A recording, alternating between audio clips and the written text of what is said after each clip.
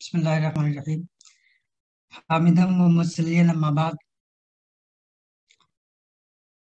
हज़रात गिरामी, ये बहुत ही अहम टॉपिक है, लेकिन मैं इसको किसी लेक्चर वगैरह की शक्ल न देकर, कि कोई तकरीर की शक्ल न देकर, ये चाहूँगा कि हम आपस में कुछ इंशाल्लाह गुफ्तगू करें। तो एक तरह का ओपन डिस्कशन है ये। अलबत्ता मैं चंद जुमले शुरू में कह देता हूँ, यानी जो मेरे जहन में अर्ज कर रहा था कि हमारा अपना तारुफ जो है उम्मत मुस्लिमा के नुमाइंदे और दीन के खादिम होने की हैसियत से है। तो अब हम दुनिया में देखें कि दीन की हम किस तरह से खिदमत कर सकते हैं, इंसानों की, अपने आसपास में रहने वालों की और अपने बिरादरान वतन की, जिस वतन अजीज़ में हम रहते हैं, जो हमारा माहौल है उसमें हम उनकी किस तरह से खिदमत कर सकते हैं, किस तरह से हम खुदा का पैगाम उन तक पहुंचा सकते हैं। उसके लिए हमें क्या क्या चीज़ें बहुत ज़रूरी हैं। आलमी सतह पर हमें ये देखना चाहिए कि आज जो एक दौर है वो हमारी पहली ज़रूरत है कि मौजूदा जो असर है, मौजूदा जो ज़माना है, उसको समझना। हम इसको हमारे यहाँ यानी फ़िक्र इस्लामी में, हमारे उलमा के यहाँ भी ये चीज़ मुसल्लम रही है कि उलमा को अपने ज़माने से आगाह होना चाहिए। ख़ास तौर पर हमारे यहाँ तो एक उसूल ये रहा है कि जो लोग फतवा देते हैं, जो इफ्ता करते हैं और लोगों के मसाइल का हल लोग पेश करते हैं, उनके लिए फतवा देना, उनको कोई बात दीन के मुतालिक कहना, ये जायज़ ही नहीं है जब तक वो अपने ज़माने के मुतालिक न जाने, वो न जानते हों कि ज़माने की सायकी क्या है, ज़माने के हालात क्या हैं, ज़माने में जो राइज अफकार और नज़रियात हैं वो क्या हैं। चुनाचे ऐसे ही फॉर एग्जांपल मैं कहता हूँ कि दारुल उलूम देवबंद में एक बड़े आलिम थे, आपने भी शायद नाम सुना होगा, मौलाना उबैदुल्लाह सिंधी। वो बहुत बड़ा अरसा अपनी ज़िंदगी का यूरोप वगैरह में गुजार के आए थे। तो वो जब हिंदुस्तान पहुंचे, उनका कहना ये था कि अगर मेरा बस चले और मेरे हाथ में मतलब मदारिस का पावर हो, तो हर फारिग होने वाले आलिम को मैं जो है 6 महीने के लिए यूरोप भेज दूं, ताकि वो समझे कि दुनिया में क्या इनकलाबी तब्दीली आ रही हैं, दुनिया किस रुख पे जा रही है और क्या अफकार और नज़रियात दुनिया में बरपा है। तो ये उनका ये जो कहना था, ये असल में इसी को रिफ्लेक्ट करता है कि इस्लाम में और मुस्लिम उलमा में ये एक मुसल्लमा अमर रहा है, मसला रहा है कि अपने ज़माने को समझना चाहिए। एक दाई दीन जब तक ज़माने को नहीं समझेगा, ज़माने की नस पे उसका हाथ नहीं होगा, ज़माने की जो साइकी क्या है, ज़माने के अफकार और नज़रियात क्या हैं, वो इन चीज़ों को नहीं जानेगा, तो वो अपनी बात जो है अकॉर्डिंगली पेश नहीं कर सकेगा। अब देखिए, मसलन आज दुनिया में इस बात को तस्लीम कर लिया गया है कि लोगों को जो है, लोगों पे हुकूमत करने का जो हक है वो उन्हीं के चुने हुए नुमाइंदों का है। आज जो है दुनिया में जमहूरियत का दौर है, सेकुलरिज्म का दौर है। आज ये नहीं हो सकता कि कोई बादशाह उठ करके, कोई जमात उठ करके तलवार के बंदूक के जोर पर वो लोगों से ये मनवाए और कहे कि नहीं, हम आप पे हुकूमत करेंगे। तो आज इस चीज का जमाना गुजर चुका है। तो अब हम जो मुसलमानों में बहुत लोगों को पाते हैं, बहुत से तबके, बहुत से हजरात जो है वो जमहूरियत और सेकुलरिज्म वगैरह को जो है वो कुफ्र इस्लाम का मसला बनाकर के पेश करते हैं। ये यहीं से पता चलता है कि वो जमाने की जो फिक्र, जमाने की जो मालूमात उनको होनी चाहिए वो नहीं है। तो हमें इन चीज़ों से बचना चाहिए, क्योंकि हम अगर कोई बात लोगों से कहते हैं कि जमहूरियत की मुखालफत अगर हम करते हैं, मसलन डेमोक्रेसी की मुखालफत करते हैं, तो हम अपना मुकदमा पहले ही मरहले में, पहले ही कदम पर कमजोर कर लेते हैं। आज दुनिया की साई की ये नहीं है कि वो डेमोक्रेसी या जमहूरियत के मुखालिफ किसी चीज़ को तस्लीम करे। किंगशिप का जमाना आज नहीं है, इंपेरियलिज्म का जमाना आज नहीं है। आज आपको जो बात कहनी है वो जमहूरी दायरे में रह के कहनी है, सेकुलर दायरे में रह के कहनी है। और हमें ये भी मतलब समझना चाहिए, दूसरों को भी समझाना चाहिए कि ये जमहूरियत है, यकीनन बहुत से नकायस इसमें भी हो सकते हैं, उस पर हम गुफ्तगू कर सकते हैं, उसके बारे में लिख सकते हैं, लोगों को उसके बारे में राय दे सकते हैं, आगाह कर सकते हैं उसकी खराबियों और खामियों से मुतल्लिक। लेकिन हमें ये देखना चाहिए कि जमहूरियत हमें स्पेस देती है बात करने का, अपनी बातें लोगों तक पहुंचाने का। फर्ज कीजिए अगर किंगशिप हो, किंगशिप जो होती है या यानी जो मुल्कियत होती है, जहाँ पर बादशाह होता है, तो बादशाह जो है वो कानून होता है, अपने आप में कानून होता है। वहां पे आपको किसी तरह का कोई स्पेस नहीं मिलता। आप कोई आवाज भी उठाते हैं, अगर वो बादशाह उसको अपने लिए, किंग अपने लिए खतरा महसूस करे, फौरन वो आपको शूट कर देगा और आपको जो है बिठा देगा, आपकी आवाज को खामोश कर देगा। तो जमहूरियत में यकीनन मैं ये नहीं कहता कि परफेक्ट निज़ाम है। दुनिया में जो भी निज़ाम होते हैं कोई भी परफेक्ट नहीं होता, ये मान लेना चाहिए मैं पहले ही स्टेप पे। लेकिन ये देखना चाहिए कि किस चीज में हमें ज्यादा आजादी मिल रही है, किस चीज में हमें ज्यादा स्पेस मिल रहा है। तो हमें इस चीज को कंसीडर करते हुए, इस चीज को अपने जहन में रखते हुए अपनी बात लोगों तक पहुंचानी है। दूसरी चीज, हमें यह भी समझना चाहिए कि दुनिया के जो दूसरे लोग हैं, जो गैर मुस्लिम हैं, जो बिरादरान वतन है हमारे, या दुनिया के जो दूसरे मजाहिब को मानने वाले जो लोग हैं, उनसे हमारा ताल्लुक क्या होना चाहिए। उनसे हमारा ताल्लुक जो अल्लाह ताला ने बताया है, जो कुरान करीम में बताता है, वो खैर खाही का ताल्लुक है, वो नुस्ख का ताल्लुक है। हम उनके लिए नासे अमीन बने, हम उनके लिए अमन के पैगंबर बने, हम उनके हमदर्द बने, हम उनके लिए खुशियां और खुशी के मौके फराहम करने वाले बने। ऐसा ना हो कि दुनिया में हमारी इमेज जो है वो जाए कि ये दहशतगर्द लोग हैं, ये इंतहा पसंद लोग हैं, और ये जो है बंदूक की बात करते हैं, और ये तशद्दुद की बात करते हैं। तो ये जो इमेज इस्लाम की बन गई है, बदकिस्मती से मुसलमानों की बन गई है, ये बहुत बड़ी रुकावट है दुनिया में इस्लाम को फैलने में। बहुत बड़ी रुकावट है कि इस्लाम का पैगाम हम पुरअमन तौर पर पीसफुली लोगों तक पहुंचाएं। इसके लिए बहुत बड़ी जरूरत इस बात की है कि हम इस्लाम की ये इमेज सुधारें, अपनी ये इमेज सुधारें कि हम अमन पसंद नहीं है, हम मुतशद्दिद लोग हैं, हम बात बात पर जो है वो लड़ने और मरने मारने पर उतर आते हैं। हम दुनिया में जो ये एक इमेज बन गई है, मैं समझता हूँ कि यकीनन जैसा कि कहा जाता है मुसलमानों में एक वो आम है बिल्कुल एक तस्वुर के इस्लामोफोबिया दुनिया में हर जगह है, बहुत बड़ा प्रोपेगेंडा इस्लाम के मुसलमानों के खिलाफ हो रहा है। मैं इसका इनकार नहीं करता, हो सकता है ये बात सही हो, प्रोपेगेंडा हो रहा है, वो होता है, हक के खिलाफ जो है प्रोपेगेंडा हमेशा होता है। लेकिन हमें ये सोचना चाहिए कि इस प्रोपेगेंडे के सिलसिले में हमारा अपना रोल तो नहीं है, हम इसका सबब तो नहीं बन रहे। हमारे इकदाम, हमारी तहरीरें, हमारी तकरीरें, हमारे जोशीले बयान, वो इन चीज़ों का जो है सबब तो नहीं बन रहे। अगर ऐसा है तो इस्लाम के लिए इससे बड़ी डिसर्विस कोई नहीं हो सकती कि हम इस्लाम के और दुनिया के लोगों के बीच में एक सद बनकर रह जाएं, दीवार की तरह हायल हो जाएं। खुदा का जो पैगाम है, जो दुनिया के लोगों को मुखातब करता है, खुदा का आखिरी पैगाम है कुरान करीम की शक्ल में, उसके हामिल हम हैं। लेकिन हम उसकी का हक तभी अदा कर पाएंगे जब हम उसको दुनिया के दूसरे लोगों तक उसका पैगाम पहुंचा दें। लेकिन अब बहुत सारी चीजें ऐसी हो गई हैं बदकिस्मती से हमारी कौम में, उम्मत में, कि ये पैगाम अपनी प्योर शक्ल में, अपनी खालिस और ओरिजिनल शक्ल में दुनिया के लोगों तक नहीं पहुंच पा रहा है। दुनिया के लोगों तक पहले हमारी ये इमेज जाती है कि ये मुतशद्दिद लोग हैं, ये इंतहा पसंद लोग हैं, ये गैर मुस्लिमों को और दुनिया के दूसरे मज़ाहिब के लोगों को मरने मारने की बातें करते हैं, ये किसी के साथ सुलह के साथ रह नहीं सकते, को एक्सिस्टेंस की सलाहियत नहीं रखते, ये लोगों से कट के रखते हैं, ये अपना एक घेटू बनाते हैं, अपने जजीरों में मस्त रहते हैं, ये दुनिया के जो दूसरे लोग हैं उनसे खला मिला नहीं रखते। हमारी ये जो इमेज बन गई है, ये इमेज बहुत गलत है, और ये इमेज जो है हमारे लिए भी नुकसानदेह है, और यानी इस्लाम के लिए भी नुकसानदेह है। मैंने जो शुरू में एक बात कही थी कि हमें जमाने को भी पहचानना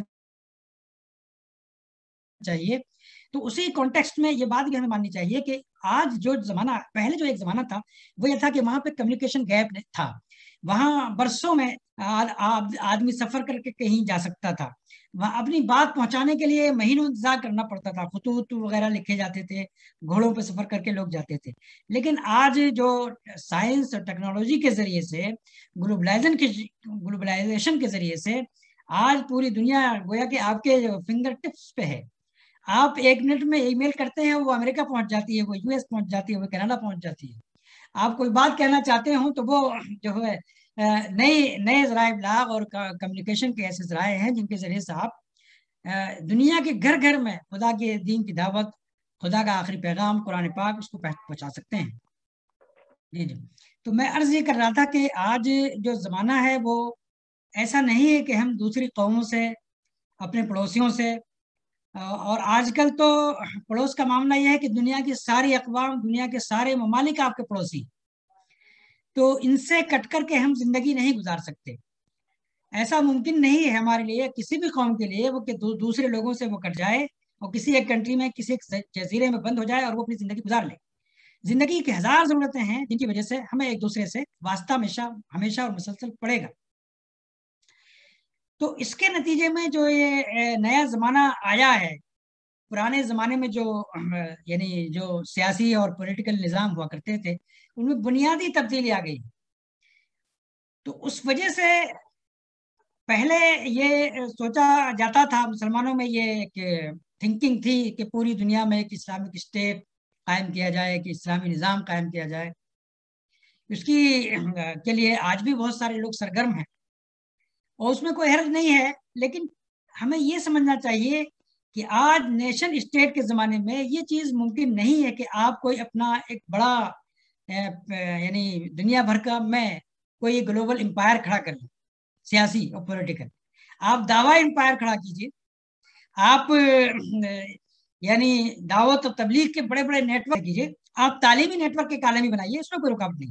لیکن اس طرح سے آپ سوچیں کہ جیسے عثمانیہ سلطنت تھی، جیسے مغل سلطنت تھی، یا جیسے اور بھی اس سے پہلے سلطنتیں گزر چکی ہیں، اس طرح کا پھر کوئی ایک زمانہ آئے گا اور اسلام غالب آئے گا. جب ہم کنارے لگاتے ہیں تو دنیا کے سامنے یہی میسج جاتا، لیکن آج وہ چیز ممکن نہیں ہے. ابن خلدون ہماری تاریخ کے بڑے آدمی گزرے ہیں، علم اجتماع جس کو کہتے ہیں، سوشیالوجی، اس پہ بڑا کام انہوں نے کیا ہے، اور علم تاریخ ہسٹری کے اصول و پرنسپلس انہوں نے دیے ہیں دنیا کو. ان کا کہنا یہ ہے کہ جب کسی سلطنت پہ بڑھاپا طاری ہو جاتا ہے، پھر اس پہ یعنی پھر وہ ریوائیو نہیں ہوتی، پھر اس پہ جو ہے وہ جوانی نہیں آتی. بالکل یہی پرنسپل جو ہے، یہی اصول قوموں پہ بھی، یعنی قوموں پہ اس معنی میں نافذ ہوتا ہے کہ جب کوئی قوم جو ہے دنیا میں اس طرح سے پیچھے چلی جاتی ہے، پولیٹیکل پاور اس کے پاس نہیں رہتا، تو پھر بہت مشکل ہوتا ہے اس کا دوبارہ ریوائیو ہونا اور دوبارہ اسی پوزیشن میں آنا. البتہ اللہ تعالیٰ نے یہ ایک اصول دیا ہے، انما العسر یسرا، کہ دنیا میں جو بھی آپ کے سامنے چیلنجز ہیں، انہی چیلنجز میں مواقع بھی چھپے رہتے ہیں. آپ ان مواقع کو اویل کیجئے، ان چیلنجز کو پہچانیے، اور ان سے جتنا آپ فائدہ کشید کر سکتے ہوں، جتنا آپ مواقع کار وہاں پہ ڈھونڈ سکتے ہیں، ان مواقع کو آپ ڈھونڈیے. تو یہ ایک اصول جو ہے قرآن نے ہمیں دیا. تو یہ وہ چیز ہے جو زمانے کو جاننے سے ریلیٹ کرتی ہے. جب تک ہم زمانے کو نہیں جانیں گے، ہم اپنی انرجی، ہم اپنی توانائی، ہم اپنی صلاحیتیں، ہم اپنا وقت، اپنے وسائل مختلف ان چیزوں میں برباد کرتے رہیں گے جن چیزوں میں یہ امت جو ہے گزشتہ 100 سال سے 200 سال سے لگی ہوئی، اور کوئی پروفٹ نہیں مل رہا ہے، کوئی حاصل نہیں ہو رہا ہے. تو ہمیں اس چیز کو اب سوچنا چاہیے اور سنجیدگی سے سوچنا چاہیے. اس کے بغیر جو ہے امت کا قافلہ، مسلمانوں کا قافلہ آگے نہیں بڑھ سکے گا. دوسری بات جو مجھے اس موقع پر عرض کرنی تھی مختصراً، وہ یہ کہ ہمیں اپنی جو نالج ہے، ہم نوجوان ہیں اور قرآن اور سنت کا علم حاصل کرنے کی ہمیں کوشش کرنی چاہیے. تو ہمیں اس بات کی کوشش زیادہ سے زیادہ کرنی چاہیے کہ ہماری جو معلومات ہوں وہ بہت آتھینٹک ہوں. موجودہ زمانے میں جو ایک سیلاب آیا ہے، یعنی نشر و اشاعت کا، اور موبائل کے ذریعے سے، اور مختلف چیزوں کے ذریعے سے، یوٹیوب وغیرہ کے ذریعے سے، تو ایک واٹس ایپ فیکٹری ہے جو ہر طرف جاری ہے، اور اس میں زیادہ تر چیزیں جو ہے وہ مبالغے کی ہوتی ہیں، کہ افطرا اور نہ معلوم کیا کس طرح کا مواد جو ہے وہ گشت کر رہا ہوتا ہے. تو ان چیزوں سے ہم اپنے آپ کو بچائیں. قرآن کریم کے مستند ترجمے موجود ہیں، ہمیں چاہیے کہ ہم ان مستند ترجموں کی طرف رجوع کریں اور ان کو پڑھیں. اسی طرح سے ایسے علماء بھی موجود ہیں مستند، جو اپنی باتیں دلائل کے ساتھ کہتے ہیں، قرآن کی روشنی میں کہتے ہیں، حدیث کی روشنی میں کہتے ہیں، سیرت رسول کی روشنی میں کہتے ہیں، حقیقت پسندی کے ساتھ کہتے ہیں، ریزنیبل انداز میں کہتے ہیں. ان لوگوں کو سننا چاہیے اور ان سے استفادہ کرنا چاہیے، اور اپنی دینی معلومات میں اضافہ کرنا چاہیے. اب ہمارے اپنے معاشرے میں خود دین کے تعلق سے بڑی غلط فہمیاں ہیں، خواتین کے تعلق سے بڑی غلط فہمیاں ہیں، غیر مسلموں کے تعلق سے بڑی غلط فہمیاں ہیں، خود مسلمانوں کی اپنی جو پوزیشن ہے اس کے تعلق سے بڑی غلط فہمیاں ہیں. تو یہ غلط فہمیاں جو ہیں، ان چیزوں کو دور کرنے کے لیے، یہ غلط فہمیاں تبھی دور ہوں گی جب ہم براہ راست قرآن سے وابستہ ہوں گے، جب ہم براہ راست آتھینٹک اور مستند حدیثوں کی طرف جائیں گے، اور اس بات کی کوشش کریں گے کہ ہم جو سوچیں، جو پڑھیں، وہ لٹریچر جو ہے وہ مستند ہو، تاکہ ہماری معلومات جو ہے اپڈیٹ بھی رہیں اور ان میں آتھینٹسٹی بھی آئے. ایسا نہ ہو کہ ہم علم قلم سب چیزیں پڑھیں اور پھر وہی دوسرے لوگوں کو بتائیں، جیسا کہ ایک عام ظاہرہ ہے، ایک عام فینامینن جو ہے وہ ہمارے معاشرے میں یہی ہے کہ کچھ بھی چیز جو انسان پڑھ لیتا ہے اسے پھر وہ آگے بڑھا دیتا ہے، فارورڈ کر دیتا ہے، اور نتیجے میں غلط فہمیاں پیدا ہوتی چلی جاتی ہیں. تو ہمیں اپنی معلومات بھی ایڈوانس بھی ہونی چاہیے، ہماری معلومات اپنے بارے میں، دین کے بارے میں، دوسرے مذاہب کے بارے میں، دوسرے لوگوں، دوسرے کلچروں، دوسرے یعنی جو دوسری تہذیب ہیں ان کے بارے میں، اور ان میں استناد بھی ہونا چاہیے، معلومات بھی ہونی چاہیے، مطلب معلومات بھی جو ہو وہ پکی ہو، مستند ہو. اس کے بغیر جو ہے ہم اس دنیا میں مزید آگے جائیں یہ ممکن نہیں ہے. اس کے بغیر یہ ممکن نہیں ہے کہ ہم لوگوں کے سوالوں کا سامنا کر سکیں. آج دین کے تعلق سے بہت سارے سوالات وہ ہیں جو خود ہمارے لٹریچر نے پیدا کی ہیں، غلط فہمیاں پیدا کی ہیں، اور ان غلط فہمیوں کی وجہ سے پھر ہمارے لیے مشکل ہو رہا ہے کہ جو اسلام پہ، جو دین پہ اعتراضات کیے جا رہے ہیں یا جو سوالات اٹھائے جا رہے ہیں ان کا ہم جو ہے تسلی بخش جواب لوگوں کو دے سکیں. تو ہمیں اس بات کی بھی کوشش کرنی ہے کہ جو معلومات ہم اویل کریں گے مختلف ذرائع، ایک تو ہم یہ دیکھیں کہ ذرائع کیسے ہیں، اور ذرائع کے ساتھ جو ہے ہم جو معلومات حاصل کریں وہ بہت مستند ہوں. مستند جتنی بھی آپ کی معلومات ہوں گی، جتنا اپڈیٹ آپ رہیں گے، اتنا ہی آپ اپنے مخاطب کو فیس کر سکیں گے. تو یہ بھی ایک ضروری چیز تھی. اور ایک میں چاہتا تھا کہ اس بات کی طرف بھی ہماری توجہ رہے کہ ایک بڑا پروپیگنڈا یہ کیا گیا ہے، اور خود ہم بھی مطلب مسلمان، اور خاص طور پر ہم اپنی کیٹیگری کو کہیں گے مسلم علماء، اس کا ایک بہت بڑا حصہ رہے ہیں. کہا جاتا ہے دنیا میں یہ پروپیگنڈا ہے کہ اسلام جو ہے وہ موجودہ زمانے کے ساتھ نہیں چل سکتا، اسلام جو ہے وہ سائنس سے نفرت کرتا ہے، نفرت سکھاتا ہے. ایسا نہیں ہے. یہ جو سائنس ہے، سائنس جو ہے وہ ایک طریقہ ہے، ایک مطالعے کا ایک طریقہ ہے، کائنات کے مشاہدہ، کائنات کے مطالعے کا ایک طریقہ ہے. اور قرآن کریم دنیا یعنی اپنے قدم قدم پہ اپنے پڑھنے والوں کو اس بات کی تلقین کرتا ہے، اس بات کی دعوت دیتا ہے کہ وہ کائنات میں غور و فکر کریں، کائنات میں جو اللہ تعالیٰ کی نشانیاں بکھری ہوئی ہیں ان میں غور و فکر کریں اور آگے بڑھیں، اور اس غور و فکر کے ذریعے سے نئی نئی ریسرچ لائیں. اب یہ بہت بڑا المیہ رہا کہ ایک زمانے میں مسلمانوں کے درمیان یہ پروپیگنڈا ہوا کہ اسلام جو ہے وہ سائنس کا مخالف ہے، چنانچہ مسلمانوں نے اس ٹرینڈ کو، اس تھیم کو بالکل چھوڑ دیا. نتیجہ یہ ہوا کہ وہ کبھی ایک زمانے میں، ماضی میں جو جن چیزوں کی وہ امامت کرتے تھے، وہ ان میں کئی سو سال پیچھے دوسرے لوگوں سے ہو گئے. تو ہمیں اس بات کو بھی اچھی طرح سے یعنی اپنے ذہن میں ذہن نشین کرنا چاہیے کہ اسلام سائنس کا مخالف نہیں ہے. اسلام اور سائنس، مذہب یا سائنس، دونوں میں کسی طرح کا کوئی ٹکراؤ نہیں ہے. سائنس کے دو پارٹ ہیں، دو حصے ہیں. ایک تو وہ سائنٹیفک ریسرچ اور انوینشنس کے ذریعے سے جو چیزیں ہم تک پہنچی ہیں، جن کی سے پوری دنیا مستفید ہو رہی ہے، وہ سائنسی فیکٹس ہیں، ان سے ظاہر کوئی انکار نہیں کرتا، نہ کوئی کر سکتا ہے.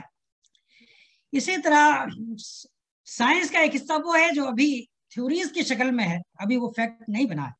تو سائنس اصل میں ایک ایوالونگ پروسیس ہے. سائنس کا خود بھی یہ دعویٰ نہیں ہے کہ وہ کوئی حتمی نتیجے تک یا کسی حقیقت اعلیٰ تک وہ پہنچ گئی ہے اور اس سے زیادہ اب کسی چیز کی گنجائش نہیں ہے. یہ سائنس نہیں کہتی. سائنس کا دعویٰ یہ ہے بھی نہیں.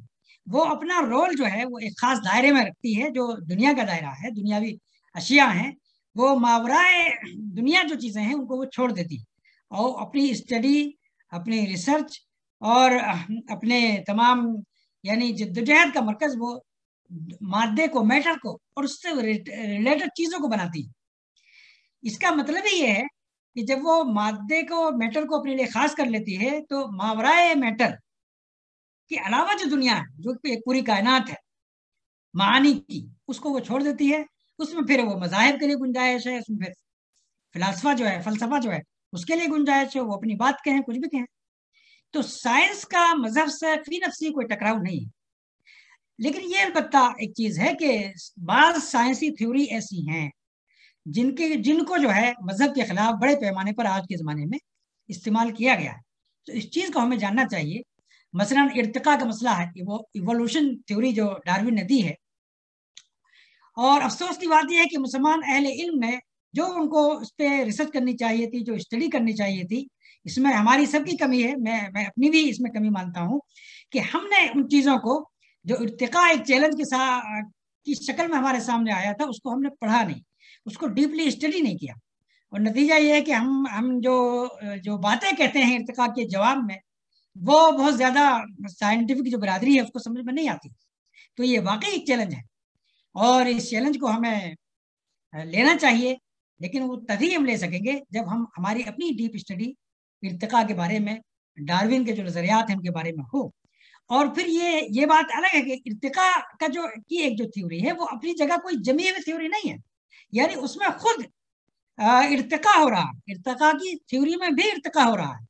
وہ کبھی ایک بات تھی، پھر اس میں اور نظریات نکلے، پھر اس میں اور بہت سارے نظریات نکلے، تو آج بھی وہ ایوالونگ پروسیس میں ہے، لیکن ہم اس کو جو ہے وہ بس کنڈم کر دیتے ہیں، اور کچھ اس طرح کے یعنی جملے کس کر کے، کچھ پھبتیاں، کچھ گالیاں نکال کر کے اس کے بارے میں ہم نکل جاتے ہیں.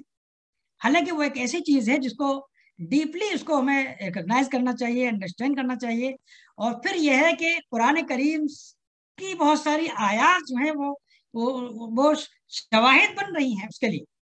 میں یہ نہیں کہہ رہا کہ وہ بالکل پوری طرح سے ثابت ہو گئی، ابھی وہ اس مرحلے میں ہے کہ اس کو مزید پڑھا جائے. قرآن کی ہم تو یہ سمجھتے ہیں کہ قرآن ہر چیز کی کسوٹی ہے، اس کے لیے بھی کسوٹی بنے گا وہ. تو قرآن کی کسوٹی پہ ہم اس چیز کو بھی پرکھ کے دیکھیں جیسے ہم دوسری چیزوں کو پرکھتے ہیں، لیکن اس کے لیے وہی ہے کہ ہمیں پہلے اس کی ڈیپ نالج ہو، پہلے ہمیں اس کی صحیح انڈرسٹینڈنگ ہو. ابھی تو وہی نہیں، ہم نے پہلا مرحلہ ہی پورا نہیں کیا. تو یہ چیز تھی. اس کے ساتھ ساتھ میں ایک چیز یہ بھی عرض کروں گا کہ موجودہ زمانے میں ایک بڑی تبدیلی آئی ہے، وہ یہ ہے کہ اظہار رائے کی آزادی، فریڈم آف ایکسپریشن، یہ پوری دنیا میں رائج ہے، کہا جاتا ہے. تو اس چیز کو بھی ہمیں دیکھنا چاہیے. یہ تصور جو ہے مغرب نے دیا، مغرب میں اس کا اظہار ہوا، اور یقیناً یہ بات بالکل صحیح ہے اور فیکٹ ہے. میں خود مغرب کے بعد ممالک میں گیا ہوں، تو فریڈم آف ایکسپریشن کا بہت اہتمام وہ کرتے ہیں. یہ نہیں کہا جا سکتا کہ جو کچھ ان کے ہاں ہے وہ بالکل پرفیکٹ ہے اور حقیقی اور ہر طرح سے وہاں فریڈم ہے، نہیں، ایسا نہیں ہے. بہت سارے ایسے بھی مسائل ہیں کہ وہاں بھی بائسڈ ہوتا ہے، وہاں بھی تعصبات برتے جاتے ہیں بہت ساری چیزوں میں. لیکن بہرحال یہ جو فریڈم آف ایکسپریشن ہے یہ کوئی ایسی برائی نہیں ہے جس کو ہم اپنے معاشرے میں ایک بہت بڑی برائی کے طور پر پیش کرتے ہیں.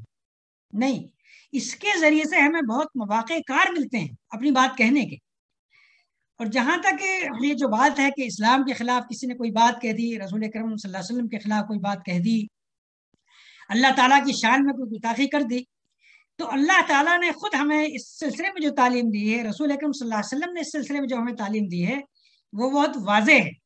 دیکھیے بالکل لاجیکل بات ہے، جب آپ کسی چیز کی دعوت دیں گے، کسی گروہ کو، کسی قوم کو ایڈریس کریں گے، تو وہ قوم یا گروہ جو آپ کا ایڈریسی ہے، جو آپ کا مخاطب ہے، وہ یقیناً اس پہ بہت سے اعتراضات کرے گا. پہلے ہی مرحلے میں وہ تسلیم نہیں کر لے گا، وہ بہت سے اعتراضات کرے گا، وہ آپ کو گالیاں بھی دے گا، وہ ایسے اعتراضات کرے گا جن کو آپ سمجھیں گے کہ ہاں یہ زبردست گستاخی کس نے کر دی. لیکن اس میں یہ ہمارے سامنے نبی اکرم صلی اللہ علیہ وسلم کی پوری سیرت ہے. قرآن کریم میں جگہ جگہ کفار مکہ اور عرب کے دوسرے مشرکین کے اعتراضات، سخت ترین اعتراضات نقل ہوئے. یعنی وہ آپ کو کہہ رہے ہیں کہ انک لساحر مجنون، تم ایسے کیا نام ہے، یعنی نبی کریم صلی اللہ علیہ وسلم سے کہہ رہے ہیں کہ ایسے تم وہ جادوگر ہو یا سحر زدہ آدمی ہو جس کو جادوگر آ کر کے سکھا جاتے ہیں، پڑھا جاتے ہیں، یا کوئی شیطان آتا ہے وہ تمہیں پڑھا دیتا ہے. یہ سب قرآن میں نقل ہوا. اسی طرح مکے کے لوگ نبی کریم صلی اللہ علیہ وسلم کو، آپ کا نام محمد تھا، محمد کا مطلب ہے تعریف کیا ہوا شخص، یعنی لفظی معنی جب آپ کریں گے اس کا لیٹرل، تو آپ کو چڑھانے کے لیے اور آپ کو غصہ دلانے کے لیے، اشتعال دلانے کے لیے اور آپ کی تذلیل کے لیے، نعوذ باللہ، وہ کہتے تھے کہ آپ مذمم ہیں. مذمم کا مطلب ہوتا ہے جس کی مذمت کی جائے، جس کو، یعنی محمد کا الٹا، جس کی مذمت کی جائے، جس میں عیب نکالے جائیں، جس میں نقص نکالے جائیں، یہ کہا جاتا تھا. تو نبی کریم صلی اللہ علیہ وسلم سے جب بعض صحابیوں نے آ کر کی شکایت کی یہ ایسا آپ کو کہہ رہے ہیں، تو آپ نے فرمایا وہ جو کہہ رہے ہیں وہ میں نہیں ہوں، میرا نام تو محمد ہے. یعنی آپ نے بہت خوبصورتی کے ساتھ جو ہے ان کی ان گستاخانہ باتوں سے اعراض فرمایا. بہت سے کیسز ایسے بھی ہوئے ہیں کہ جن میں آپ نے سزائیں دی، لیکن ان کا پس منظر بالکل الگ ہے، وہ ایک دوسرا ہی مسئلہ ہے۔ وہاں بعض لوگ جو ہیں وہ ایسے ہیں کہ جنہوں نے بغاوت کی، جو آپ نے ایک اسٹیٹ مدینے میں جا کے قائم کر لی تھی، تو بعض لوگوں نے اس بغاوت کی، اور اس بغاوت کے نتیجے میں بعض لوگوں کو قتل بھی کیا، تو پھر ان کو آپ نے جو ایک سزا ہے قتل کی وہ سزا دی۔ بعض لوگوں نے کچھ اور معاہدوں کی خلاف ورزی کی تو اس کے لیے سزا دی۔ لیکن اس کے مقابلے میں یہ چیز ہے کہ اگر کسی شخص نے، کسی آدمی نے اسلام پہ کوئی اعتراض کر دیا، اور نبی کریم صلی اللہ علیہ وسلم کی شان میں کوئی گستاخی کر دی، قرآن پاک کے بارے میں کچھ کہہ دیا، یا اللہ تعالیٰ کو گالی دے دی مثلا، تو پھر مسلمان کی یہ ذمہ داری ہے کہ وہ جا کر کے گردن اڑا دے اور بس پھر اس کو قتل کر دے۔ اس کے علاوہ کوئی گنجائش نہیں ہے، نہ توبہ کی گنجائش ہے، نہ کسی اور کسی چیز کی گنجائش ہے۔ تو خدا کی قسم یہ بہت بڑا ایک یعنی فتنہ ہے جس میں مسلمان مبتلا ہیں، اور یہ ایک بڑا پروپیگنڈا ہے، اور پوری دنیا میں موجود ہے یہ، اور مسلم معاشروں میں، مسلم ممالک میں خاص طور پہ موجود ہے۔ یہ ایک ایسی چیز ہے جس پہ کوئی بات نہیں کرتا، حالانکہ اس پہ بات ہونی چاہیے۔ جب تک اس طرح کے مسائل پر، بڑے سنگین مسائل جو ہیں، جو مسلم معاشروں کے لیے بڑے سنگین بن رہے ہیں، ان پر جب تک کچھ لوگ جو ہیں کھل کر کے، بغیر کسی لومت لائم کے، بغیر کسی خوف کے وہ گفتگو نہیں کریں گے، کھل کر کے ان چیزوں کی تنقید نہیں کریں گے، تب تک معاشرے میں کوئی ایسی چیز نہیں آئے گی کہ جس میں آپ اپنی بات کہہ سکیں۔ اگر یہی ماحول رہا تو ایک ایسا گھٹن کا ماحول پیدا ہوگا کہ کوئی آدمی کوئی صحیح بات کہہ نہیں سکے گا۔ تو اس لیے ہمیں ان چیلنجوں اور ان تحدیات کو، ان چیزوں کو سامنے رکھنا چاہیے، اور اپنے آپ کو انہی لائنوں پہ تیار کرنا چاہیے کہ جو چند چیزوں کی طرف میں نے اشارہ کیا اپنی گفتگو میں۔ تو مسلم نوجوان جو دعوت و تبلیغ کا کام کرے گا، جو اپنی قوم میں اصلاح کا کام کرے گا، اس کو ان چیزوں کی معلومات ہونی چاہیے۔ تو میں سمجھتا ہوں کہ میں نے بہت غیر مرتب انداز میں چند باتیں آپ تک پہنچانے کی کوشش کی ہے۔ اب اس کے بعد جو کچھ سوالات ہوں گے انشاءاللہ میں اپنی بات ان کے جواب میں کچھ کہہ سکوں گا۔ بس اسی پہ میں اپنی مختصر سے گفتگو ختم کرتا ہوں۔ وآخر دعوانا الحمدللہ رب العالمین۔